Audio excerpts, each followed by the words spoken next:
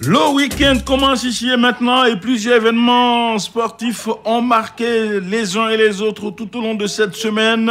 Lequel des faits a retenu votre attention? Yamoussoukro Pangbassou, précisément Ouattara Dama.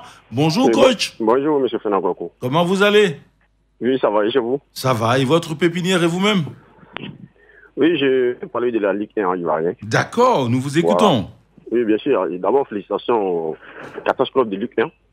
Parce qu'il faut le dire que je suis très bien au championnat parce que je suis un Ivoirien. J'ai dit à M. Fernand, il faut dire bravo aux entraîneurs. Bravo aux entraîneurs parce que tactiquement, les entraîneurs ont progressé.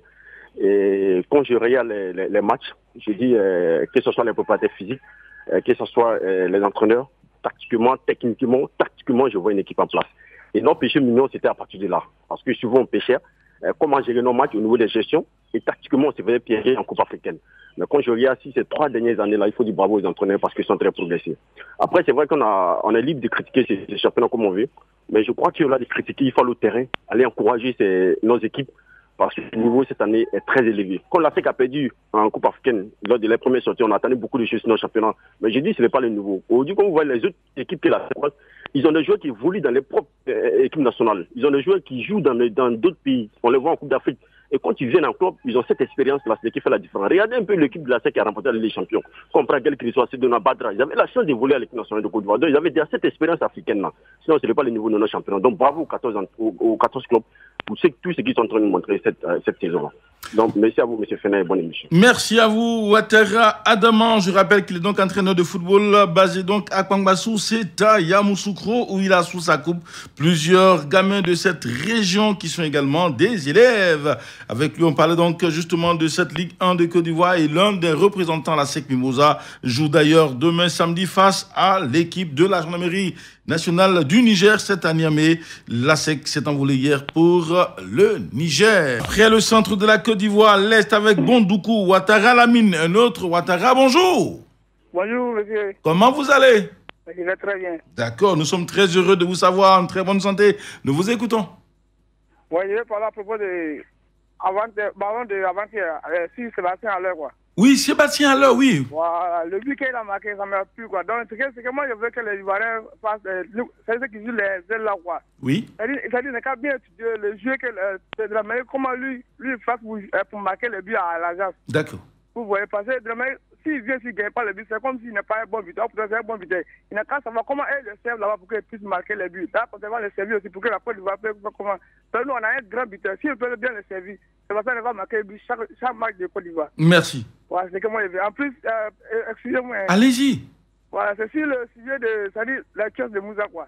Oui. Vous voyez, excusez quoi. C'est-à-dire, le temps là prend un peu de temps. On veut que vous nous fait une explication bien sur le match là. Donc, le sujet de Moussa, le temps là, c'est un peu loin, un peu trop, quoi. D'accord. Voilà. C'est bien noté. Il faut réduire un peu sur le temps là, quoi. D'accord. On va remonter l'information donc au niveau de la direction. Merci à vous, monsieur Ouattara Lamine de Bondoukou, la ville aux 1000 mosquées. Très bonne journée à l'écoute des programmes de Radio Côte d'Ivoire. Nous sommes à Divo, nous nous rapprochons de Gagnoa. Monsieur Lucien Dadier, bonjour. Bonjour, monsieur Fenakwakou. C'est un plaisir de vous entendre ce matin avec beaucoup de tonicité. Exactement. Ça me fait fort plaisir de recevoir un Radio Côte d'Ivoire dans la localité de Doubo. Oui. Dans la de Didoko. D'accord, c'est bien noté. Nous vous écoutons. Je souhaite bon vent à la SEC Mimosa. D'accord. Parce que c'est mon équipe vraiment personnelle. Oui. Avec la SEC Mimosa, je mange, je fais tout dans ma vie. Je leur souhaite bonne chance d'abord. D'accord. Merci à vous. Merci bien. Allez-y, je vous écoute toujours. Hein. Voilà, c'est-à-dire quoi, Sadio Mané, vraiment, c'est un héros. Oui. C'est vraiment talentueux. Il a le mérite. Voilà, si aujourd'hui, il s'est présenté le studio d'or à son président. Oui. J'espère qu'il est reconnaissant. D'accord. Voilà, donc c'était ma préoccupation du matin. Que Dieu garde la radio Côte d'Ivoire. Oui. Que la radio mère, la radio la plus écoutée au monde. Oui. Et surtout vous Fenakwakou, bonne émission à vous. Merci à vous, monsieur Lucien Dadier depuis Divo. Il a dit tout beau, le village qu'il habite. Merci et très bonne journée à l'écoute des programmes de Radio Côte d'Ivoire. Numéro 1 sur l'info et le sport. Direction désormais le nord et nous sommes dans la région du Poro. C'est Koulibaly. Brahima, bonjour. Bonjour, Fernand. Comment vous allez? Nous allons bien par la grâce de Dieu. Ça, c'est un bonheur. Vous en faites surtout pas. Radio Côte d'Ivoire dépose ses valises chez vous. À partir de samedi, préparez-vous à recevoir toute l'équipe de la radio décentralisée. Nous serons très heureux d'être des vôtres et surtout de vous côtoyer pendant au moins une dizaine de jours. Nous vous écoutons. Ok, merci bien, Fernand. Oui. Je voudrais revenir sur la prestation de la fête Mimosa D'accord. en Coupe africaine. Oui. Et il faudrait dire que c'est une équipe qui est très solide, vraiment. Parce que jouer la Coupe africaine sans son public, je pense qu'aujourd'hui, la fête joue si terrain libre, mais pas à domicile. Oui. C'est un handicap. Sachant très bien que le 10e homme est très important dans une prestation africaine.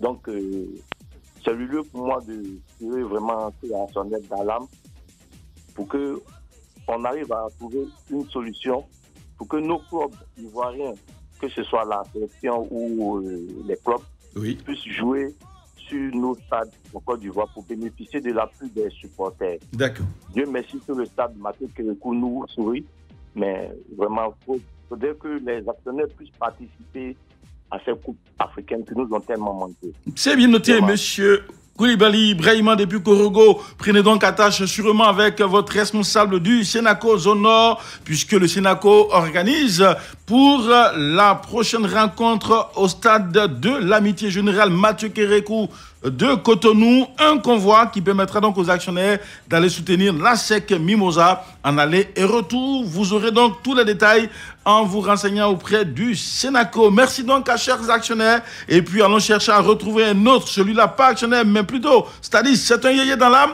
Blaise Kwasi dans la Maraoué. Bonjour Blaise Kwasi.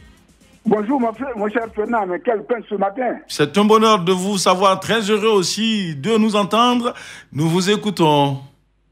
Bon, moi, le fait du jour, le fait de la semaine, a trait à la nomination d'un régisseur à la FIF. D'accord. Donc, depuis que la FIF a été créée, c'est la toute première fois. Hein, et je pense que cette nomination devra mettre fin à toutes ces hémorragies, à toutes les gabésies que la FIF a connues. Et là, je salue la nomination de ce régisseur-là. Vrai, dans le temps, il y a eu l'idée était là, bon, il y a eu une régie, mais sans régisseur. Mais cette fois-ci, il y a une régie et qui sera dirigée par un régisseur. Je crois que les choses de ce côté-là vont bien se dérouler. Se dérouler. Alors dites-nous, dans la Maraoué, comment ça va? Bon, ça ne va pas trop parce que là, vous savez qu'on a perdu encore quelqu'un, le président de FC Maraoué. Là. Oui. Voilà, donc vous voyez qu'on est frappé un peu par le deuil. Après la disparition de notre maire, c'est encore un autre deuil qui nous frappe. Vraiment, il y a quoi vous? Il y a quoi vous? Allez, pour l'instant, on peut dire que vous vous consolez avec les bons résultats du stade d'Abidjan, n'est-ce pas? Ah oui, bien entendu. Ça, tu m'envoies bien heureux, là. Hein? Merci beaucoup. J'espère que ça va continuer, que nous allons ravir la première place à l'Africa, qui pense que la Ligue 2 est un lieu de gala, quoi. Il est venu et tout de suite remonter en première division. C'est pas facile, hein, parce que nous y sommes, ça fait au moins 3 ou 4 ans, hein. Donc on ne va pas se laisser faire. Merci à vous, M. Blaise Kwasi. La bataille commence et continue déjà du côté donc de la Ligue 2, Africa Stade Abidjan qui sera donc en première division la saison prochaine. Rendez-vous au terme de la saison. Radio Côte d'Ivoire sera donc au cœur de ces rencontres pour vous permettre de pouvoir vibrer avec nous. Coach Traoré Lachina, bonjour. Bonjour Fernand. Comment ça va lui aussi, ancien stadiste? Dites-nous, coach, cette semaine, qu'est-ce qui a retenu votre attention? Ce qui a retenu mon attention, ce n'est pas d'abord la défaite de nos éléphants, mais c'est surtout le comportement de nos filles sur le plan jeu. D'accord. C'est une équipe qui a montré des insuffisances physiques, parce qu'on a remarqué, après 27 minutes, pour ceux qui ont suivi le match, nos éléphants étaient carrément épuisés. Elles étaient étouffées. Tactiquement aussi, on a vu une équipe qui était coupée en deux, avec 2 blocs, un bloc défensif et un bloc en avant, où les joueuses en défense étaient obligées de balancer les ballons. Et surtout aussi, on a remarqué une équipe mentalement désorganisée.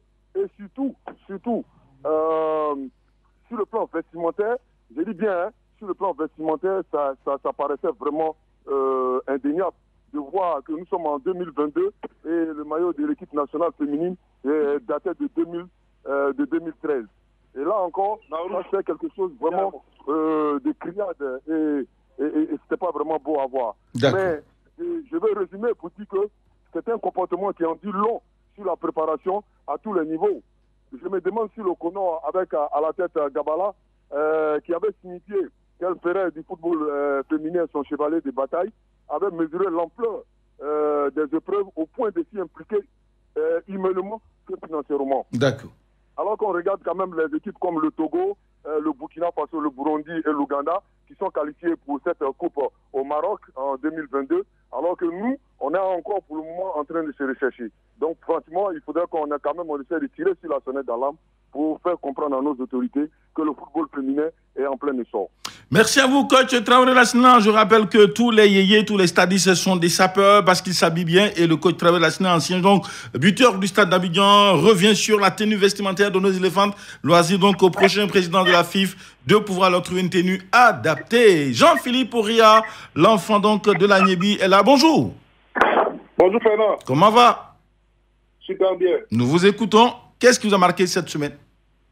Bon, on va commencer tout simplement avec la fin de la semaine dernière, la victoire des jeunes noirs face à la formation de Berkane en Coupe CAF. Les jeunes noirs qui vont essayer de continuer sur un lancé ce week-end face à la formation du Niger, l'US Gendarmerie.